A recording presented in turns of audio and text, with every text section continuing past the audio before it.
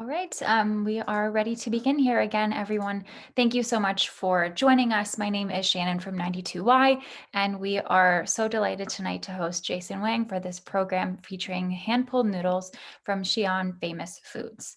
For those who may be joining us at 92Y for the first time, we are a cultural and community center where people all over the world connect through culture, arts, entertainment, and conversation.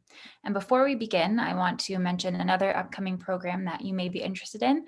On April 29th at 7 p.m., Reem Cassis, author of the James Beard Award finalist and NPR Best Book, The Palestinian Table, invites you into the rich world of Arab cuisine with this class based on recipes from her newest book, The Arabesque Table.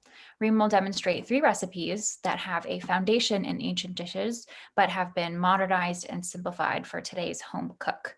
I'll put a link to this event in the chat, so please visit to learn more and register. And a quick housekeeping note about tonight's program. There will be the opportunity for questions throughout. Jason will take recipe-specific questions during the demonstration and general questions at the end. If you'd like to ask a question, please use the chat box at the bottom of your screen. Otherwise, please keep your microphone muted. And now it's my pleasure to turn it over to our guest. Xi'an native Jason Wang grew up in New York City and attended college with plans to pursue a corporate career. When his father, a veteran of Chinese kitchens, opened the first Xi'an Famous Foods in 2005 to sell dishes based on family recipes, Jason saw the potential of the business and was eager to help the restaurant grow, at one point experimenting with dishes in his dorm room while in college. Following a brief stint in the corporate world after graduation, Jason fully invested himself in Xi'an Famous Foods, learning every aspect of the business from the ground up. Since 2009, he has expanded the hole-in-the-wall chain to multiple locations in the New York City area. Through these restaurants, Jason brings a dining experience that appeals to both Chinese families who come to eat expecting authenticity to everyday Americans looking to explore flavors. And Jason is the author of the new cookbook, Xi'an Famous Foods, The Cuisine of Western China from New York's Favorite Noodle Shop. I'll put a link to purchase this in the chat, and we strongly encourage that you order your copy today if you don't already have one. Jason, thank you so much for being here and welcome. Thank you, Shannon, for the introduction. Hello, everyone. Nice to have you here. Hopefully everyone can see me and hear me all right. I'm Jason. I'm the CEO of Xi'an Famous Foods, as introduced. So I'll spare too much of all the basic information about myself. But basically, I run Xi'an Famous Foods here in New York. We basically serve foods of my hometown, Xi'an, and the food is very dear to me just because I was born there. I lived there until I was 8 years old, and I came to the U.S. with my father back in when I was still a kid, growing up in various parts of the states. But there's always a place in my heart for our cuisine. Whenever I couldn't have our food, I always missed it. And when I had the chance to enjoy my food on a regular basis, because a lot of these dishes actually you don't really make them all the time at home. They're very labor intensive. When my father started selling it, it was very exciting for me just because I was able to enjoy this food on a regular basis. Of course, I have to work for it back then when I first helped out in the store, but I was still nonetheless very excited.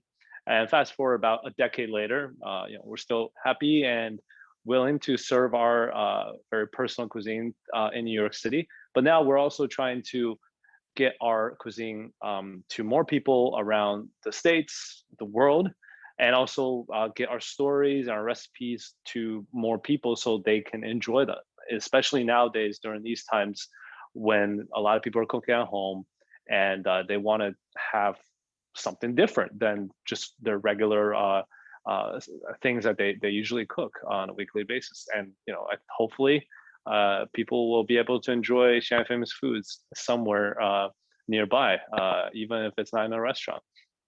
So today, what we're gonna do is this. As Shannon was saying, I'm gonna do a demonstration, and then I'll open up to Q&A. Happy to answer any questions you have about the business, the food, the brand, the book, of course, and the current events even. So anything and everything. I'm ready to do that. But firstly, I want to show you one of our dishes.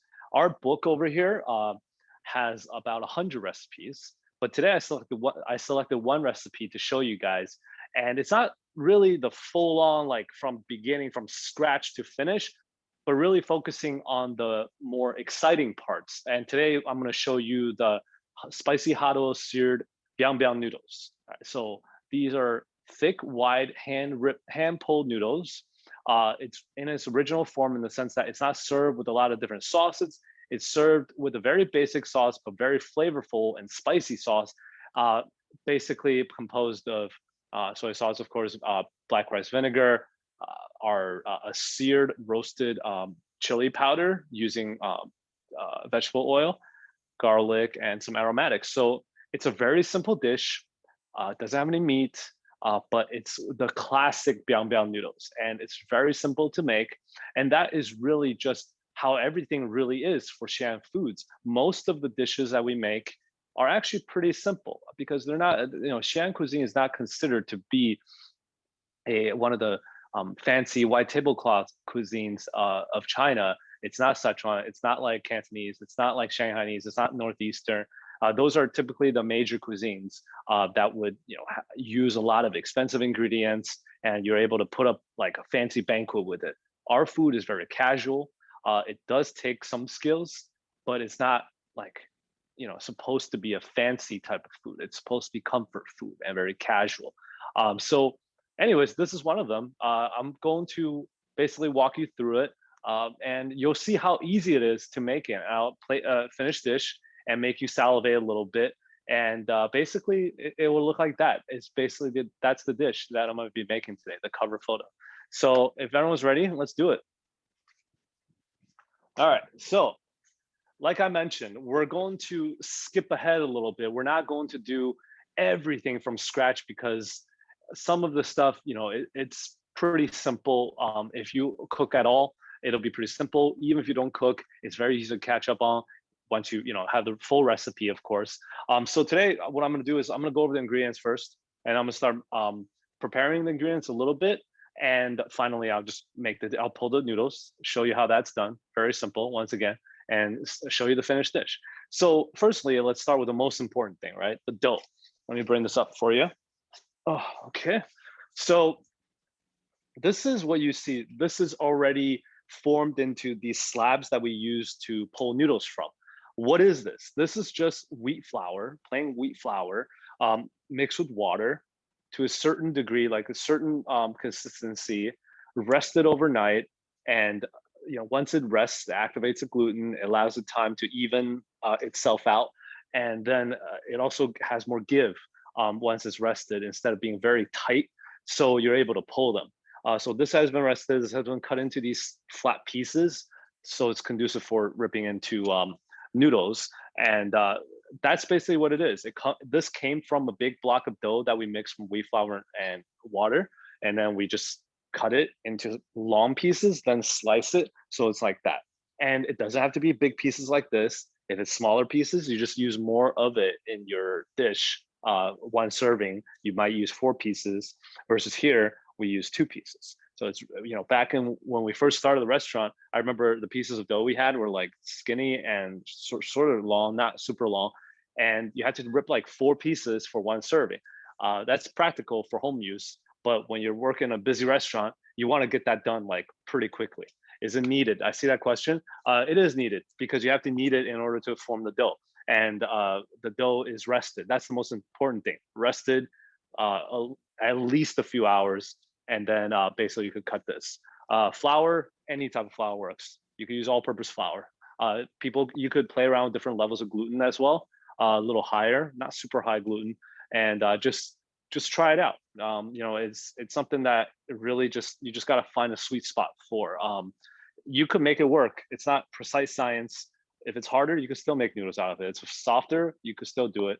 Also has to do with temperature. Once it's rested in the fridge, you want to make sure that it has time to warm up before you pull it.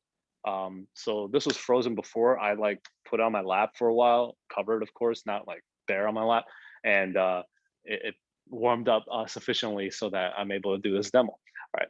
So this is basically the dish. So by the way, guys, because I'm going to be over there, I can't see all your questions. So I do see a lot of questions coming in, please feel free to type them up. Shannon will be gathering them, and we could go over this towards the end, and I'll definitely try to answer as many as I can. Cool. So that is the dough. Now the other stuff is pretty simple. Like I said, this is a simple dish. Let's talk about the seasoning real quick. This here, I should just stand on this side. This here is our noodle sauce. We call it noodle sauce. It's it's basically soy sauce and black rice vinegar for the most part. There's also infused spices, and the spices is a recipe in our book. But basically, you can get away with just soy sauce and black rice vinegar.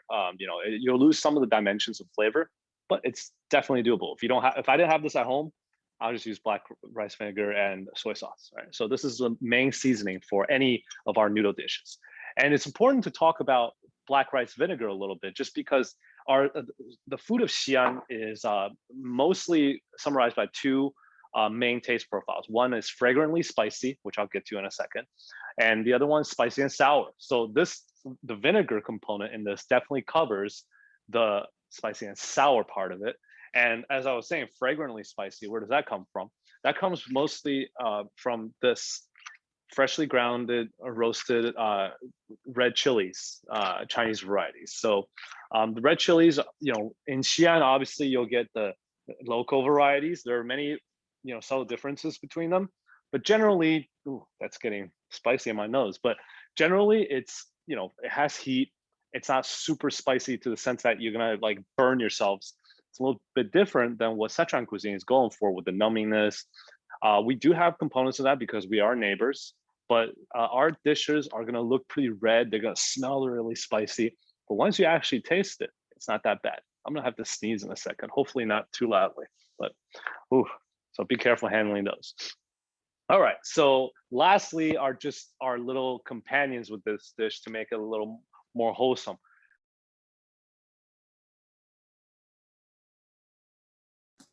Oh, Jason, you accidentally got muted. Jason.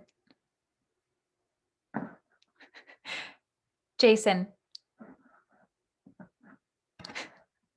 Jason.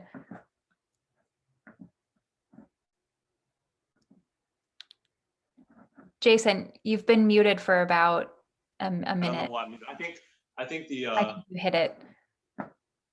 yeah, no, I think the entire thing got muted. Okay, so just to rewind a little bit, as I was saying, the green cabbage is what we use, but you could use Napa.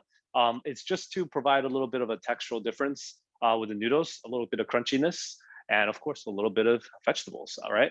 So green cabbage, Napa cabbage. Napa is just gonna cook a little bit faster. This is a little bit thicker. But Napa I actually prefer sometimes because it does capture a lot of the spices because of those little leaves, nooks and crannies along those. I like that. So, but we're gonna use green cabbage today, so I'll show you that. We're just gonna blanch in a bit. So I'll prep that in a second. And just to show you the ingredients before I cut them up, green onions, scallions. This is a very typical aromatic for Asian, especially Chinese cuisine. So we're just gonna slice that up. We're not gonna cook it. This is just going to be used as a finishing ingredient to add a little bit of flavor to the dish. And celery, so just regular celery, not Chinese celery. So there's a difference between Chinese celery and regular celery. Regular celery is a little bit more watery. Chinese celery you could use, but it's a little harder to find. It's skinnier, stringier, more potent in terms of flavor, less watery. So it's preferred for flavor, but it's just not as accessible. So typically we just use regular celery. It's fine. All right. So I'm just going to cut that up. Lastly, but not the least, just some garlic cloves. This is a hot oil sear noodles. So all of those things we just talked about, it's gonna get seared by the oil at the end of the process. And that's what brings out the flavors of the green onions, the celery, the pepper powder. And that's pretty much it. The other stuff are not really aromatic. So they're just mixed in along with it to make the finished dish. All right, so I'm just gonna cut this up real quick. And meanwhile, though, I do have a pot of water boiling, which I'm gonna just turn down a little bit so it doesn't all evaporate away before I finish. And we're just cutting this up. This is, All right.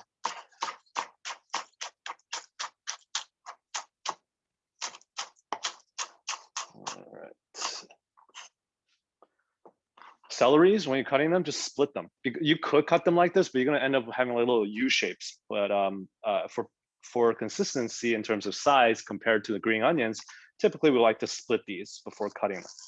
Just split them into long, skinnier pieces, especially those like really fat ribs. Okay. And I'm just gonna cut some of it. I'm not gonna use all of it. Okay.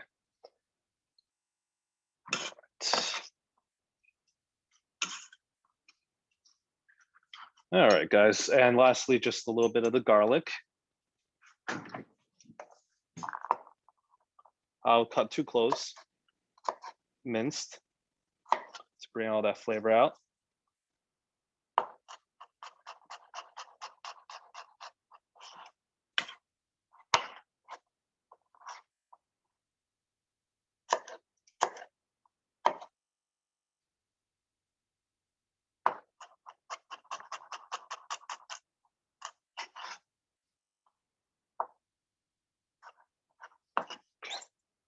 I'm just gonna set that aside for now on a little plate.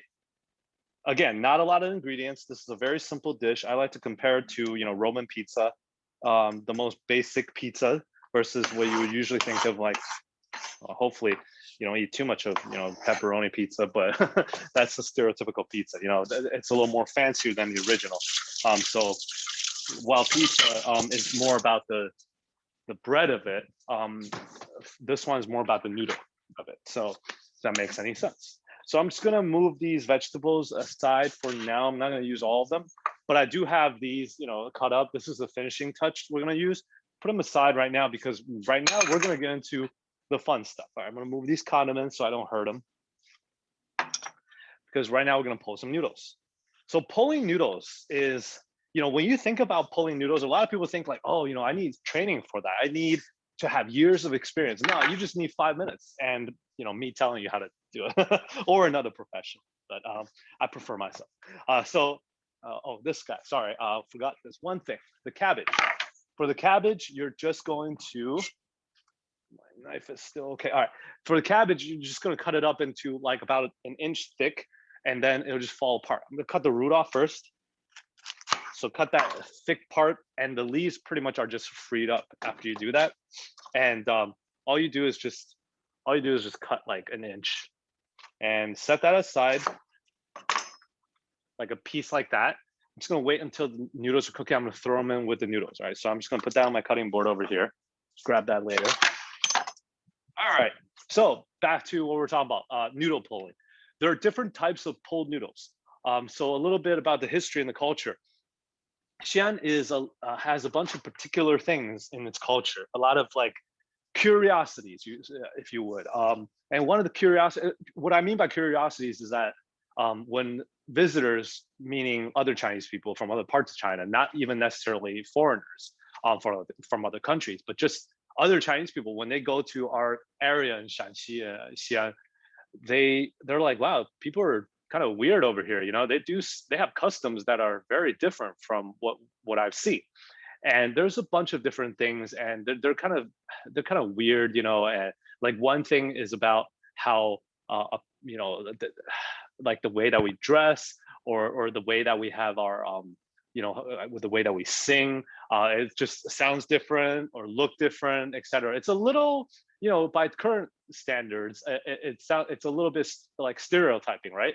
But it's really just, it's supposed to be good natured, just kind of like a fun that even the locals are like, oh yeah, we do that, that type of thing.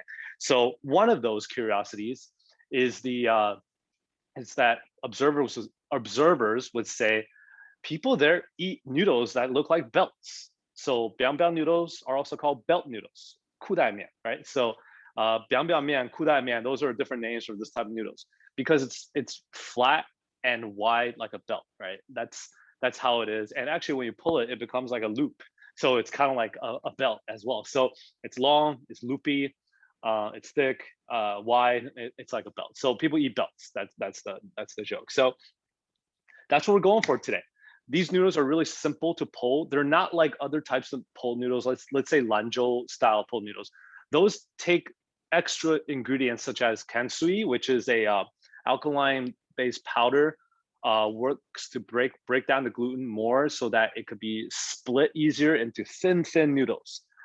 This is not a knife cut noodle, which is from Shanxi, our neighbors as well. Very similar taste profiles, especially in terms of sour, the use of vinegar.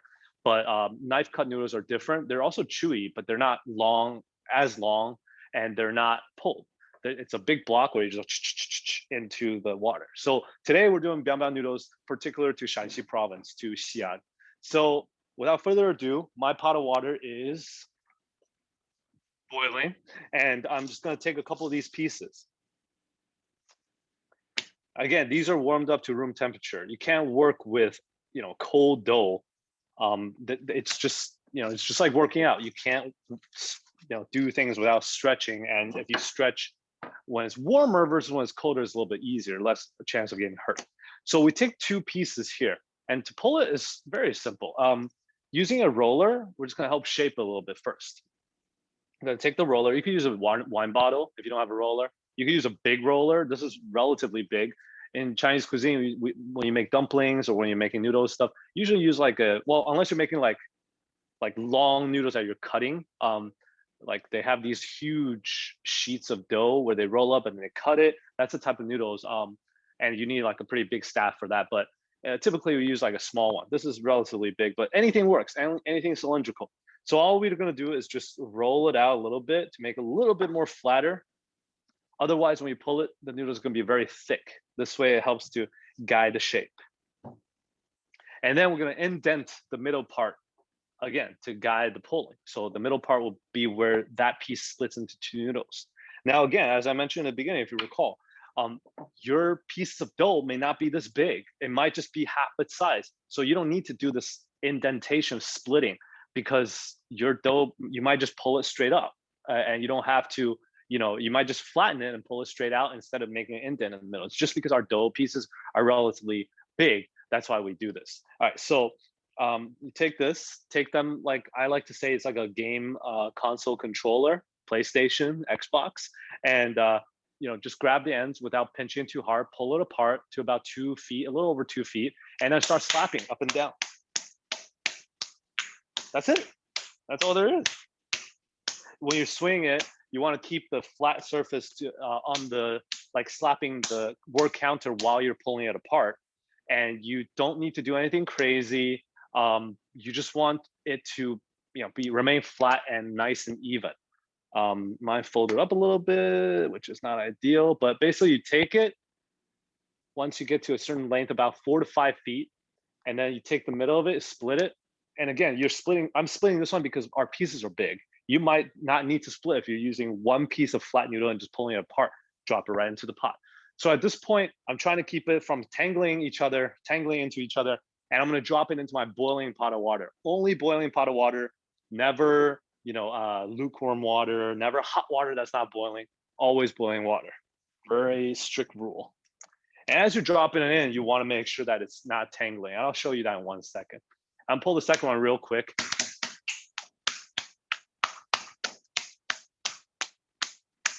Really simple. Great fun for the kids, great fun for the whole family. Rip it apart, there you go. You don't have to rip all the way through. So again, it's like a big loop belt. There you go, right in here. I'll bring my camera over so you could take a look, and I'm gonna drop the cabbage in as well. All right, so there it is. My stove is electric, so it does not recover as fast as I wish it could. So if you could see, let me see if I can, yeah, there you go. So my cabbage is in there, my noodles, they're not sticking together, so that's good. And I'm just putting my cabbage in there to allow it to blanch with the noodles. When the noodles are in the water, once it starts boiling, I guess the whole process, you could say, takes about 3 minutes, but it depends on how thick you pulled your noodles. The thicker they are, the more time they'll need. And also how strong your stove is. Mine's going to take a little longer, probably 3 minutes and a half. If you have a gas stove that's very strong, like commercial kitchen quality, then it'll heat up much faster, and it'll have a more rapid boil, higher temperatures. So yeah, so we're gonna let this boil. In the meantime, I'm just gonna get ready my sauces. I'll bring the camera back. Okay, cool. All right, so sauces, while the noodles are cooking, I actually need to prepare two separate things. One is I'm gonna prepare the seasoning, and the other one is I'm gonna start heating up the oil. The seasoning is simple. All we're putting in right now for this dish are our noodle sauce, which is soy sauce and black rice vinegar. For this portion, I'm just gonna put in 2 tablespoons. It's to taste. It's really up to you. Doesn't need to be specific. It's your food. If you're gonna enjoy it, don't let other folks tell you how much seasoning to put in. Put more, put less. So that is all we're putting in there. Now the other part of it, we gotta heat up the oil. So let me show you. You could use any sort of skillet or whatnot to heat up oil. Black rice vinegar, yes. While I'm right here, I'm seeing a couple questions, but I will, hopefully Shannon will gather those and we'll come back to those real quick. But in terms of heating up oil, vegetable oil of any sort, canola, peanut, whatever you like. Typically, we don't use olive oil though, but just high temperature oils work. And any sort of skillet. I have a tiny one here that I just like to use for this purpose only, and maybe to make like 1 egg, just for fun. But any sort of skillet, pour this in there, heat it up. You want it to reach like a point where it's starting to smoke. It's not going out of control, especially if you have a gas stove. If you heat up the oil too much, it might catch on fire. And if that happens, don't put water on it. You could throw salt on it if you have a lot of salt, or cover it with a pan to kill the fire, and then you could worry about cleaning it up later, but be very careful. The oil is quite dangerous. So right now, I'm just gonna pour some oil in here. About 2 ounces is what we use. It's a lot of oil, but the oil is necessary in order to properly sear the spices, which I'll show you in 1 second. I'm just gonna heat this up on my stove real quick. So my noodles are pretty much almost there. While I'm heating up the oil, let me bring this over so I could show you. Okay, guys, and I do apologize for my low tech, but we try to make it work. Okay, so you can see now I have both my hands, so it's great. So these have been going on for, it's almost time. They look okay. They're not quite ready yet, but we're getting very close. And tell you a funny story about these noodles as I serve them. But now we kind of just have to sit and wait for a second until the noodles are ready. Do we have a quick question at this point that we can possibly cover, Shannon? Absolutely. There was a question, do you salt the water or just put it in? No. Yeah, just put it in. The flavor for our noodles does not come from the water like pasta does. If flavors are coming from here, and actually for this dish, all from here. This is the seasoning, the noodle sauce. Again, the soy sauce and black rice vinegar. I could do another one. There were a lot of questions about the dough specifically. How long can you freeze the dough? Okay, so the dough, you can freeze it. We don't recommend freezing it for too long because it'll affect the nature of the dough if it's too long. But the more important thing is you just have to defrost it properly if you do freeze it. If you freeze it, allow it time to get to temperature safely. And obviously you can't use a defroster in your microwave for that, otherwise it'll cook. So, some patience with that. Otherwise, we like to just make the dough, as you need it. You could store for a week or 2 in the fridge or freezer. I would say 2 weeks in the freezer, 3 weeks stretching it. But honestly, we never stored it that long because we always use it up. We don't store, we make it every few days. We make noodles in our central kitchen, and we just never had a situation where we had to wait that long. But theoretically, it could be longer. But it's just you don't want to necessarily have to do it. The making of the dough shouldn't be a burden as much. It should be a relatively quick process. So I'm going to answer one quick question I saw while I was here, standing here. Rice vinegar is okay, but rice vinegar is very sour. So it could work. I have a whole recipe in my book called makeshift vinegar, and that is when I lived in Michigan, we didn't have black rice vinegar. So what did we do? We had to make our own using a combination of different things, including sorry, I'm just trying to find something, including just regular white rice vinegar. So I can't seem to find. Okay, I'm gonna use tongs. I'm gonna use tongs to fish these out. I was trying to look for a spider net, but tongs will work. I can handle it. It's just a little slippery. I don't want to get too much water in there, so I'm just careful to make sure I drain as much water as I can.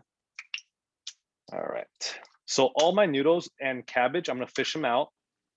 I'm gonna turn this off because it is burning me. All right. And at this point, I'm just gonna mix up the noodle sauce with the noodles and cabbage real quick. You don't have to do this step, but I just like to make everything nice and wet. And then move this baby. Oh, you're hot. Okay. All right, come on, out of the way. All right. So the oil is over there. I'm still waiting on it. It's not quite to temperature yet. I just happen to have a temperature gun here, so I'll use it. Oh, okay. Actually, it is. It's a little misleading because it's not, doesn't look like it's smoking, but it's pretty hot. 480 degrees. You are definitely good to go. So right now, what I'm gonna do is I'm gonna top this dish with the last ingredients, right? The pepper. 1 tablespoon is what we say to put. You could put more, you could put less, but I will put at least a little bit. You can't put nothing. Otherwise, what are you searing? Besides maybe some scallions and some celery. You can mix that up. They all go to the same place. So I have it mixed in here. Again, you're putting it in the middle in a little mound, so it's easy to sear. And put the garlic there too. About a teaspoon of garlic. Again, more or less, it's all good. Okay. So everything's in there. Now I'm ready to sear. My oil is ready. It's pretty hot. So be very careful with this. See how it's kind of smoking? I'm just gonna sear it. I'm gonna be quiet for a second so you can hear it.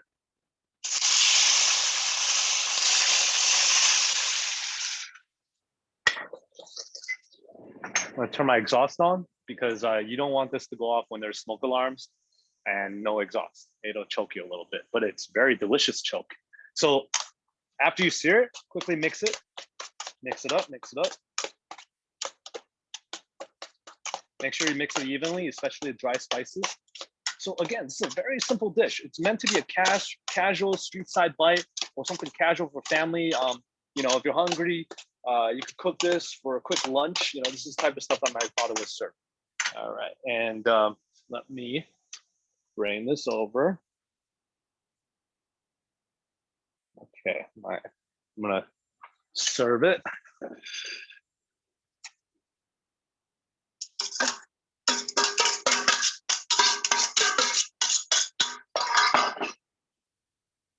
Voila! There you go. That's the spicy hot oil seared noodles. You could practically smell the heat, right? And it's, you know, it's just hitting my camera. All those taste components. All right. So I'm gonna bring the camera back and let's chat a little bit. You don't need to see my slippers. All right. Okay.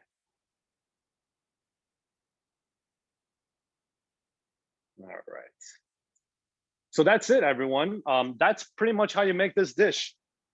Very simple. There you go. When did I add the sauce? I added it before I added the noodles. It was in that pot. It's a pot, everything mixed in, heated. I mean, it's heated because it's not heated like I heated it. It's heated because the noodles are hot. So that's where the heat is coming from. Cool. All right, so I can definitely, you know, I just had one of these right before this. I was actually cooking today in my Woodside location. So, you know, I made an extra for myself and I just had one. So yeah, usually I'd be like all over this right now, obviously. So very simple dish. Yo po mian, that's what it's called in Chinese. Yo po la is biang biang mian is the full name. And very, very traditionally Xi'an dish. And again, cover photo. All right, guys. So I'm all yours. Obviously, people have questions about the food, Shannon. So please let me know, and we could go whichever direction people take us. Yes, there's been a lot of questions about the food and the process and some of your personal favorites. So let's stick with the dough. Okay. You mentioned that it was rested. What is the ideal resting period? There's no set ideal resting period, typically at least 4 to 6 hours. It depends. Depends is an attorney's favorite answer, but it's also a noodle maker's favorite answer because there's just a lot of variables. It depends on your temperature. It depends on your humidity. It depends on what type of dough you use. It depends on if you use the right amount of water. So all of those things depend. And the idea is you don't want it to be too hard and you don't want to be too soft. Too soft, it becomes like liquid, and when you start pulling, it'll go, ooh, it'll go everywhere, right? It'll go to the ceiling. And if it's hard, you can't pull it. So it takes a little trial and error to determine what works for you. Obviously, in our recipe, we have the general guidelines to that through some experimentation, so it's all detailed on there. Yeah. And more about the resting period. Do you rest it in the refrigerator or covered just out on the kitchen counter? You have to rest it in the refrigerator or somewhere cool, because if you live in Alaska, you could rest it outside. That's fine if there's no heat. But the thing is, if you don't put it in the fridge, after a while, it start forming little bubbles inside, probably because of certain bacteria that just finds its way in there. And it's not good to have any sort of fermentation because it'll cause it to not pull. It'll become spongy, and that's no good. That's good for bread, but it's not good for noodles. Got it. So we're getting a lot of questions about the brands and kinds of ingredients that you like to use. So do you have a favorite black vinegar? I just use whatever's available. The typical ones is that yellow labeled black. Oh gosh, we use that in our stores. Let me see if I have it. I don't have it at home, but it's that yellow label one. I forgot the brand name. And where's my vinegar? I use this one. I use this. So it has a little more flavor.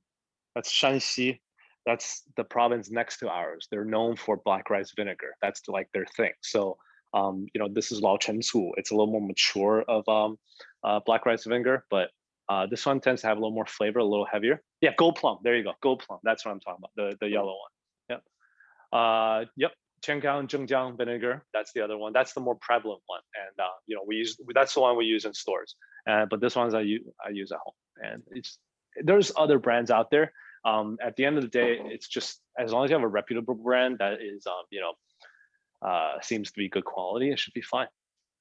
Great. And we also got questions about the brand of the chili that you use. Oh, there's no brand. It just depends on what's the freshest chili. So obviously we import a lot of it. So the peppers I have are from imported from China. So there's big boxes of them and like this big each, and we roast it in big vats, and then we grind them using an industrial sized spice grinder. It's like taller than me basically, and but home use, anything really works. Just look for dried chili peppers. Chinatown usually has them. If you can't, I'm just search them. Tianjin style peppers work fine. They're very prevalent. It's hard to find anything from Xi'an though because of import restrictions. If you travel to China, you could bring some back. Dried pepper powder doesn't hurt anyone. So I brought some back. Let me show you. I have this.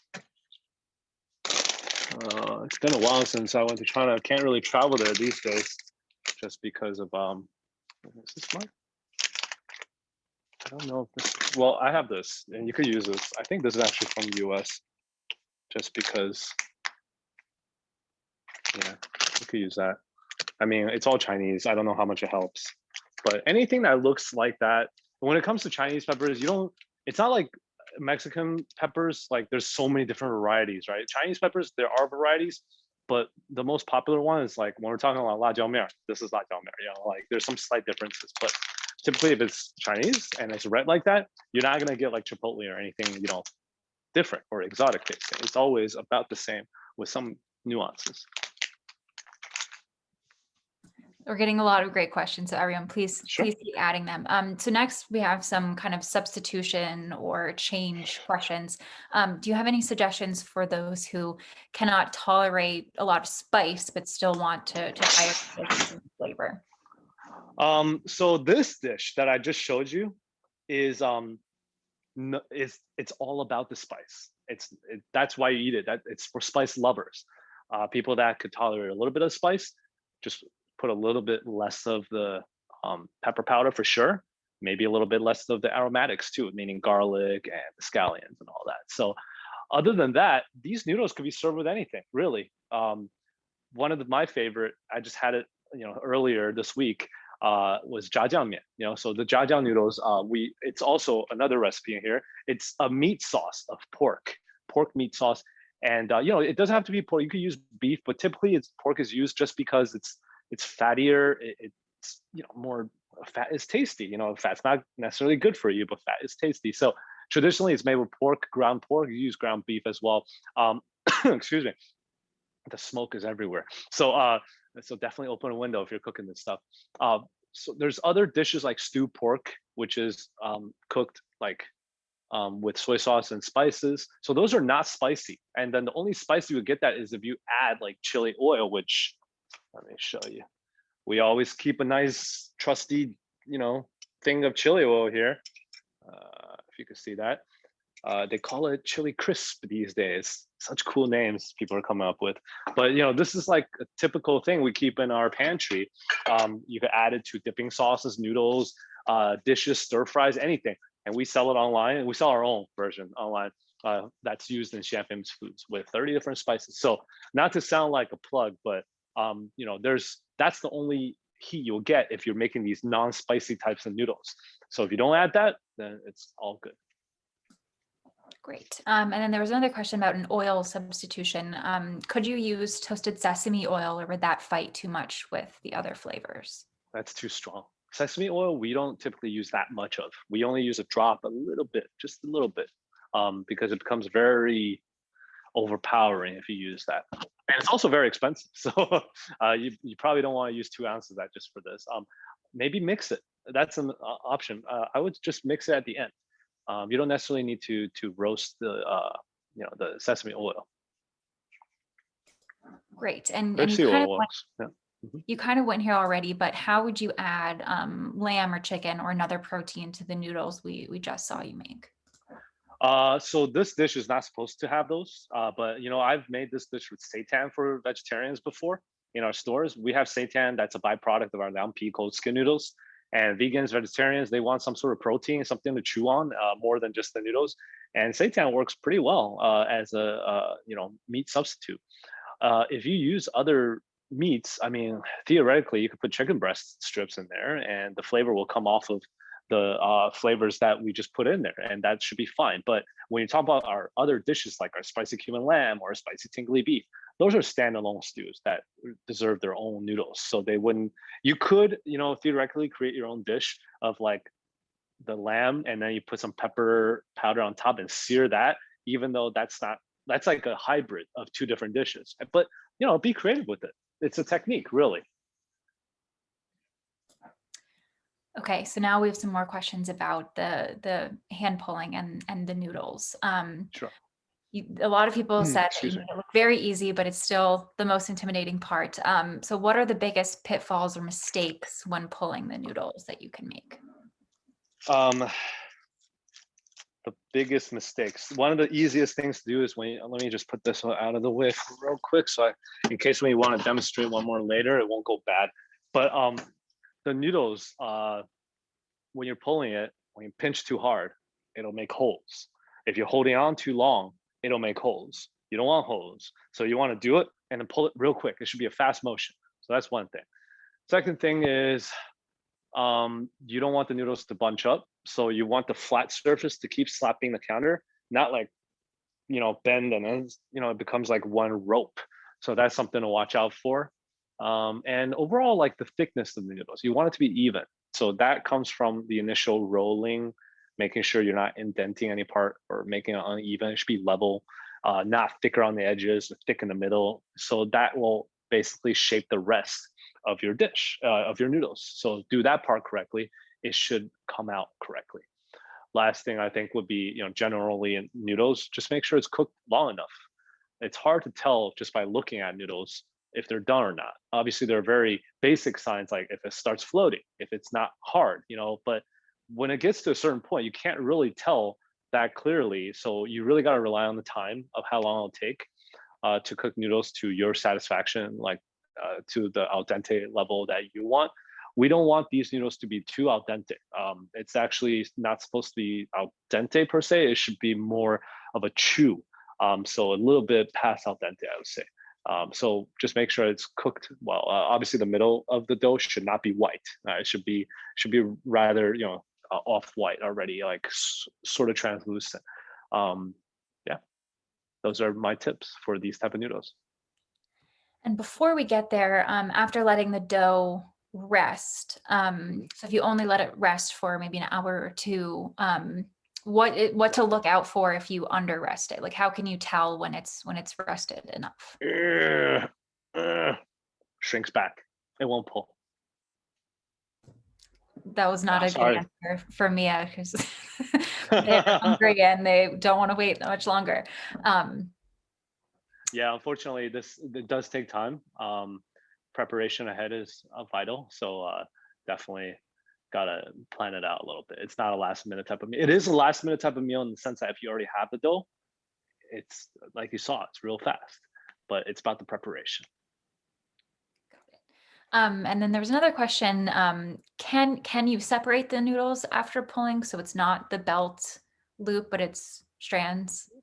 You could. It's not authentic, and but if you want to rip it a few more times, sure. I don't think you'll necessarily get to the point where they're actually like Lanzhou style hand pull noodles. Those are hand pulled noodles. Ours are actually hand ripped noodles, 手扯面, not la mian. So it's a little bit different.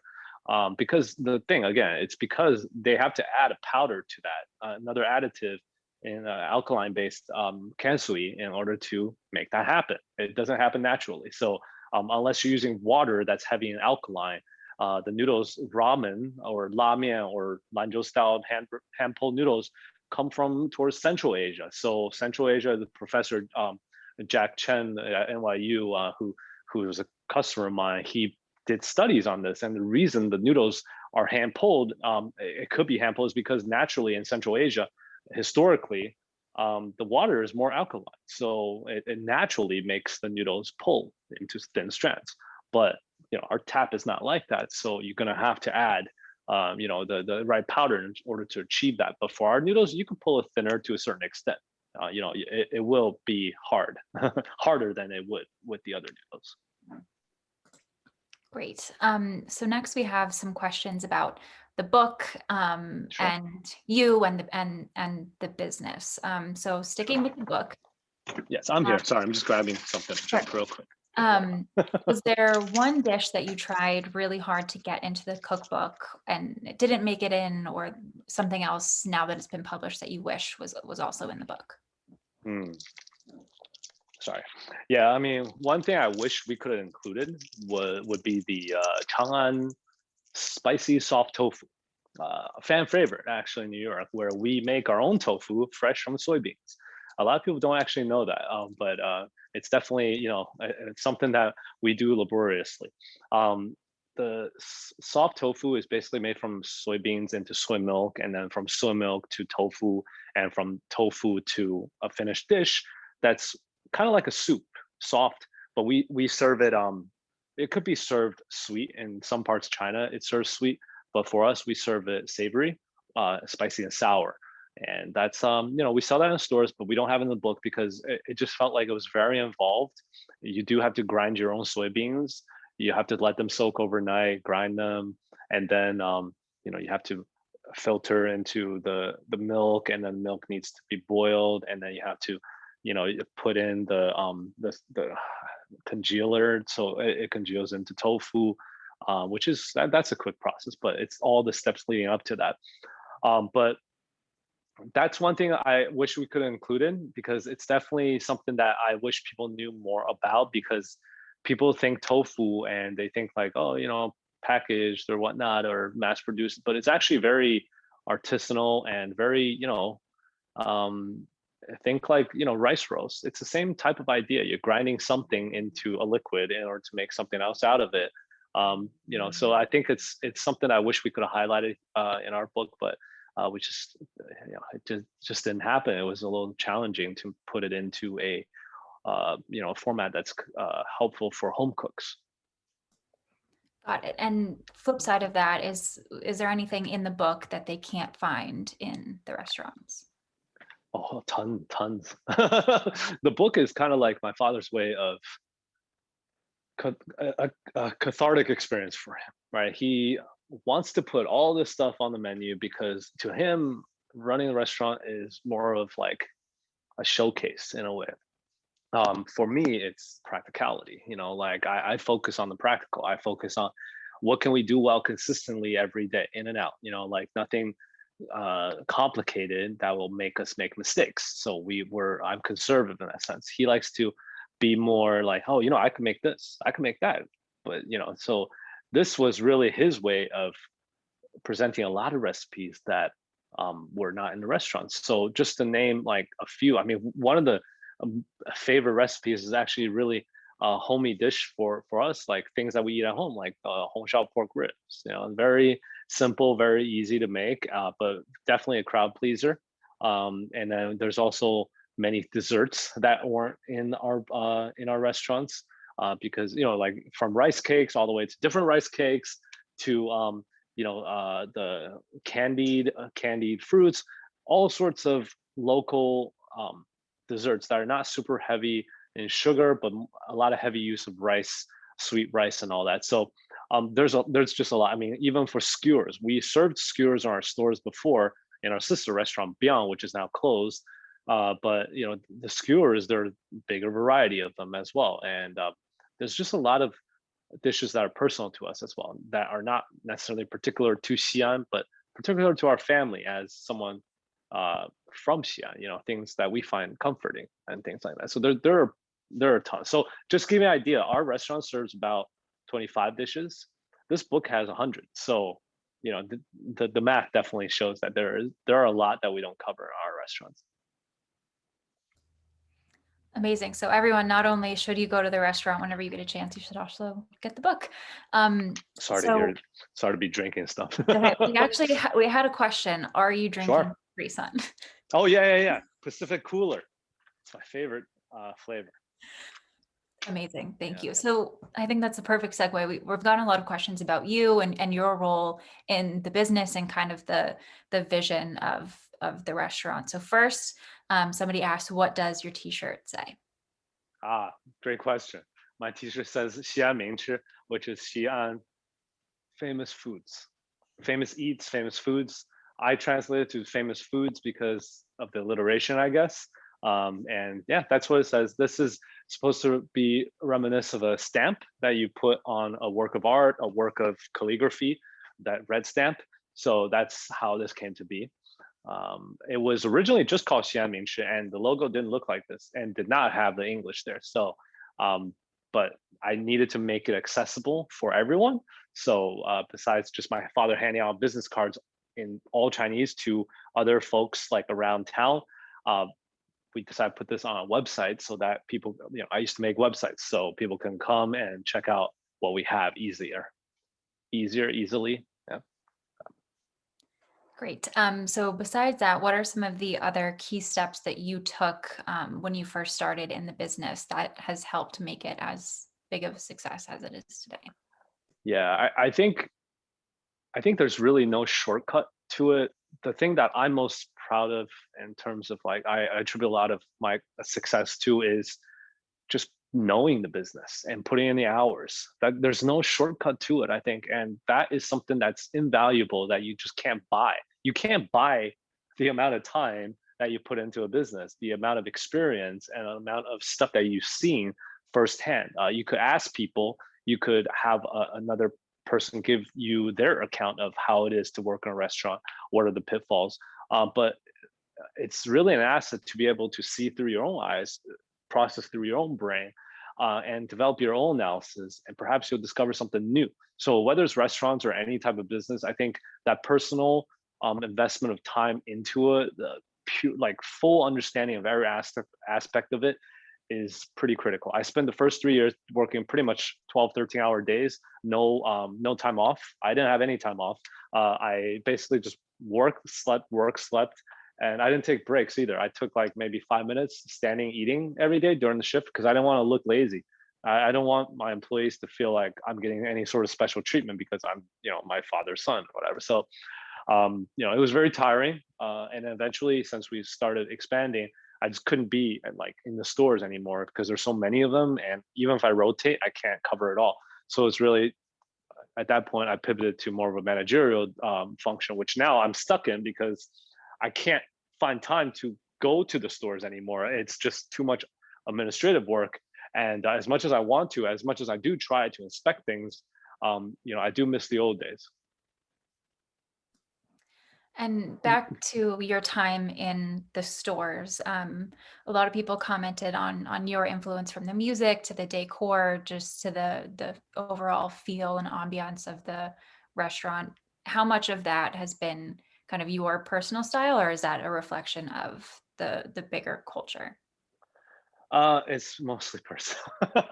I just, since our business has no investors, not that people don't want to invest, we don't take investors since we don't have any other owners besides myself. My father's an advisor, I'm full owner. So basically, I could do whatever I want, honestly, to be frank. And what I want is a place that I think will be, you know, chill to eat at, somewhere that would be relaxing, something that's casual and really just matter of fact and, plain and simple, really. So for me, when I first started, it wasn't really thinking much about that, even though it's in the back of my mind. I'm like, I'm a recent grad from college. Like I was pretty young. So I would think that I know what's still cool these days. So I was like, yeah, I think it would be nice to have a place where it's really casual to eat some good food for good prices. And I wanted to keep myself awake while I'm working because it gets tiring. So and keep myself energetic. So I used to break dance, and that's why I started putting in my own music. And then eventually other people that like some DJs that would eat at my restaurant, they're like, yo, I like the music, like I have a lot of music that I think will go really well here. I was like, yeah, send me everything you got. I got like whole gigs of music, and I go through them, find my favorites out of them, and then put them into the playlist. And that's kind of how that ambiance got built. And in terms of decor, it's always a balance of economy and like what's economical, and also what is that'll work for us. So we always try, we're very frugal in terms of our spending. We don't build like $500,000 build outs or anything like that. Again, it's our own money that's being put into the business. We have to be very careful with everything we spend. So yeah, that's kind of like the culture, the feel of it. It's not a reflection of Xi'an, and that's almost kind of true of our food as well. It's not a reflection, like the food is reminisce of food in Xi'an, but it's not supposed to be like I took all the dishes from Xi'an on the streets. I asked some vendors, paid him some money to give me his recipes, and I'm selling in the US for profit. That's not what we're all about. We're just happen to be a family serving food from there that as people from there we used to make. So and it just happens that Jason here likes certain music. Jason here likes a certain mode of dining, and that's what made us. It wasn't really like it was really coming from in here, not so much from what we see. Got it. So then keeping it, a few more questions about the business and the restaurant, and then we Sure. do have someone who's cooking along who has a Ah, question. So okay. what has your parents' reaction been to the growth and explosion of the brand and the business? Well, my father's never one to be satisfied. He never compliments people or myself. So, he'll be like, "Yeah, I expect that to happen." But inside, he says that to me. But when you actually ask him, he'll say, I knew it was going to be successful, but it wasn't going to like. I didn't expect it to be like as widespread." And I think that's more truthful than his interactions with me because he and I just we have a interesting relationship, and he always likes to toy with me. So that's just family business. But I think that he's obviously grateful for how far we came along since the early days. But I think that I don't like to think that we accomplished that much just because I think there's still a lot of stuff we could do. And also, I always try to remain humble about everything, just because look, like there's sky beyond skies. There's people doing things better. When you go travel, when you go look at other businesses, that really opens up your eyes and humbles you. And I think that I always try to strive for those experiences to keep myself on the ground.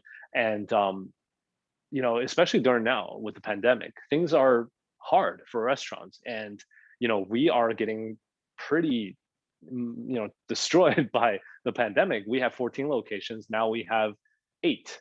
So half of ours are almost are wiped out. So I don't think it's I don't focus on the achievements. I focus more on what can we continue to do better. How can we pivot into the future with the times, and not get caught up with what happened in the past. It's like you could tell where the next questions were going. Somebody Sure. asked how the pandemic and the recent rise in ESP. anti-aging It's the and Capri Sun gives me powers now. so the pandemic, the also the kind of the bigger social um, justice shifts and the rise in anti-Asian hate. How have those impacted the business? But in kind of the positive way, I know you've been very outspoken on this. So kind of leading into a bigger question: how can we continue to support the business, the community, Yeah. everyone? For sure. So, well, first of all, the pandemic is obviously affecting a lot of people. Restaurant industries, particularly, are hit hard, just because restaurant industries have already, been facing challenges before the pandemic. It was already hard, and now it just makes it even harder because before, at least, the problems have to do with operations and running restaurants. But now it's adding on another facet. It's like you're running a restaurant, sure, but there's no sales coming in. There's no people around. There's people, especially in New York City. I think I have to say, in other places, possibly, because of different levels of restrictions, but different levels of, well, people, like in terms of how many people there are. So obviously restrictions are different. They're able to maybe open up more. Maybe people are, less concerned about eating out, which, there's different sides of how to view that, of course, but that's what it is. Outside New York City, but in New York City, it's rents are still high. There's really no permanent solution yet to that situation for landlord and tenants. The sales are low. Our sales 2019 compared to 2020 in terms of same store sales is down 60 to 70%. So meanwhile, rent's still the same. Meanwhile, food costs are increasing. And meanwhile, labor, I mean, we have less staff now, but we still pay the same rates as before the pandemic. So all of these factors just make it extra hard. But I think that for us, I can't really complain that much, just because I think that we have a pretty strong brand. We will be here in some shape or form, maybe not with as many stores. Maybe we'll get back to a higher store count in the future. I don't know. And maybe we'll pivot to something, a different format of serving food. We don't know for sure. But I think that there is a path. But for many businesses that perhaps, especially today, I was talking with a local politician who's running for city council, and then she was asking me, like how has businesses that are owned by minorities, disadvantaged groups, like are they, like are they going to have a harder time? And I think they do, because they have less resources to navigate the current situation, from government loans and aid programs to just even conforming with city regulations regarding, say, like outdoor dining, right? It keeps changing, and there's a lot of confusion. So, and they have limited resources to figure that out. So it is a struggle, and it's hard. So I can't complain. I think there are a lot of other folks who are in worse situations. So I'm grateful for what we have, and I'm hopeful that our brand is going to take us to the future. In terms of current events, the anti-Asian racism and violence, I always tell people the racism is always there. Like there's always racism. It's just about how it manifests itself, if it manifests itself. And I think that right now it's just a very ugly time, unfortunately, for various reasons. But I think the best way is just focus on the solution, and there's no easy answer to that either, unfortunately. But I think that the community is definitely a big part of it. Obviously, there needs to be government support in terms of the appropriate law enforcement for in general. And I say appropriate just because my position is we need law enforcement, but my position is not saying maybe law enforcement needs to be the same way it has been recently in recent times, but maybe like we need to focus more on what will work. But we do need law enforcement. We need it in some shape or form, an improved shape, maybe not like broken glass window format, but maybe more of community-based policing. So things to think about. But so that's like in terms of stuff that we can't really control because that's government, and that's what got to speak to politicians about to take action. But for us, for you and I, how can we help restaurants?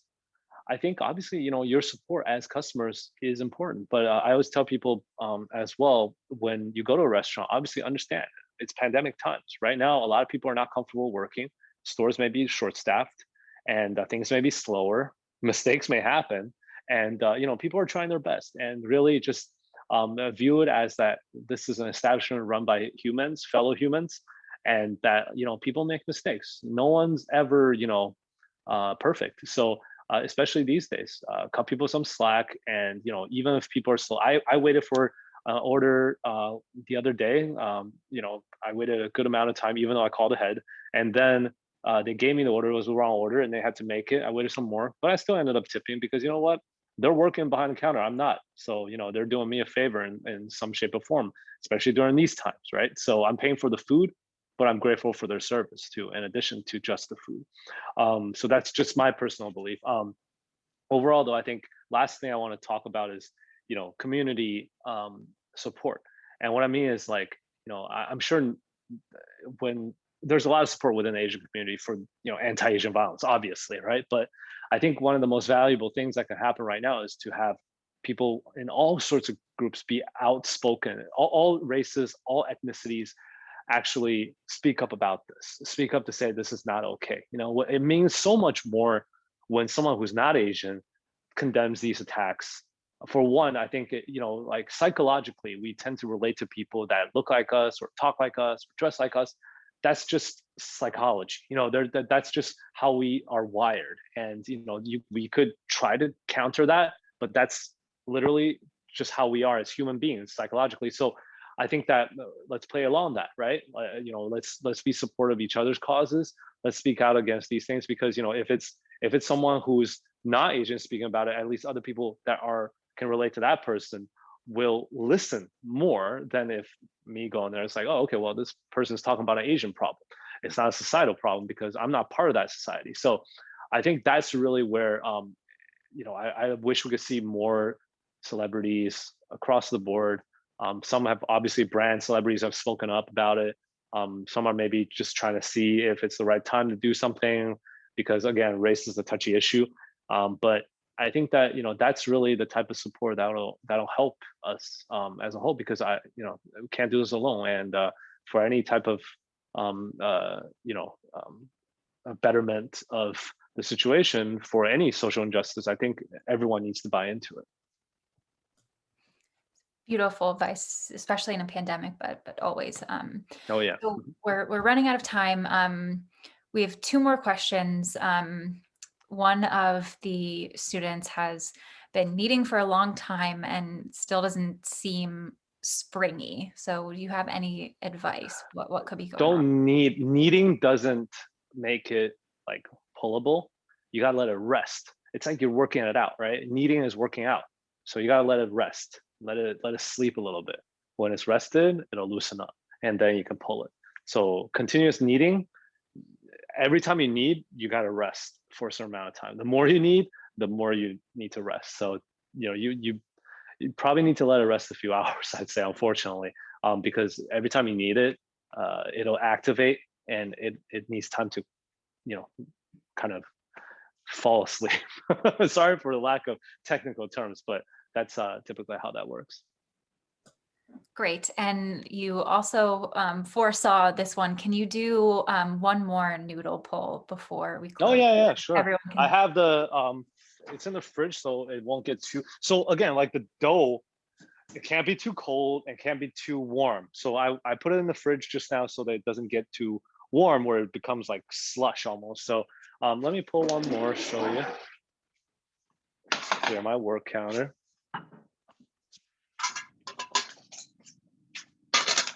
Okay. All right.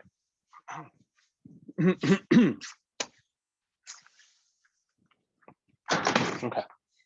So 2 pieces are what we're gonna use. I use this one, this one. So you might have also noticed like this dough, just tell you guys real quick, this is made to be stored, right? Meaning it's slathered. Yeah, sorry, I always get that word wrong. Basically, you cover with oil, right? Vegetable oil, so that it doesn't stick to each other. Then you can lay it on top of each other. Ideally, you stack it vertically, like semi-diagonally into like a pan or something, or a plate or a bowl, so it doesn't like put its whole weight on it. That way it won't get squished, it won't stick together. But the oil should help separate them. And then you just throw this in the fridge, freezer, whatnot. When you're ready, take this thing out, rip a couple noodles, boil it, put the rest back in the fridge, you eat it next time. So that's how you typically would store this. All right, so let's get into the action. All right, 2 pieces. Hopefully you guys can see all right. Just gonna roll it. Rolling is just to make it even, like not make it level. So it's not like tilted this way or too fat on the edges, etc. And just make it a bigger rectangle. That's about 4 inches, this long, this short way, 4 inches. All right. And then I'm gonna indent it to drive the shape of the noodles as we pull them. That's the purpose of the indent. Pick it up, fingers in the back, thumb in the front, you know, Xbox. And then take it, pull it apart, and do this quickly, because if you linger too long, like I mentioned, your hand's gonna rip the edges. Don't pinch too hard, but the pressure of any pinching is gonna be imposed, so you wanna do this quickly. Swing it up and down in a parabola. And you don't have to use your whole body. You know, you could do like, it's all in the wrist, really. Some in the arms. And then, yeah, mine's sticking a little bit. Unfortunately, it's a little warm still from before. But you take it in the middle, find the middle of it, and then rip it apart. Like I like to use the analogy of string cheese comparison, and just rip it apart like that. You're basically ripping along the line that you indented. That's the whole purpose of the indent, is to create that little line, little crease. All right, so I'm gonna lay these here. You would drop this into the water. You wouldn't just lay that there. Actually, it's just I don't have water boiling right now, so just to show you the pulling. And then this one, same thing, pull apart, spot, spot. That biang biang sound is where the noodle got its name. Biang noodles. Right? About 5 foot long. This one came out better. So you just rip it apart. You could slap it just to scare the kids or scare the cat or scare the dog. All right. And that's it. So thanks for checking it out. And hopefully you got some, you know, you're less intimidated now than you were before the session. I think that's what I want to have you take away from this, is that it's really easy. But obviously preparation helps, and obviously the book helps. So. Yes, thank you, Jason, so much. And thank you everyone for joining us. I put the link to your website and to purchase the cookbook in the chat. So everyone, if you haven't already, please buy your copy today, visit the website to see more of their products and merchandise. Thank you all for being here. I hope you have a great rest of the week. If you're celebrating this week, happy Passover, happy Easter, whatever you celebrate. And until then, till we see you again, stay well and have a great night. Thanks, everyone. Have a great night.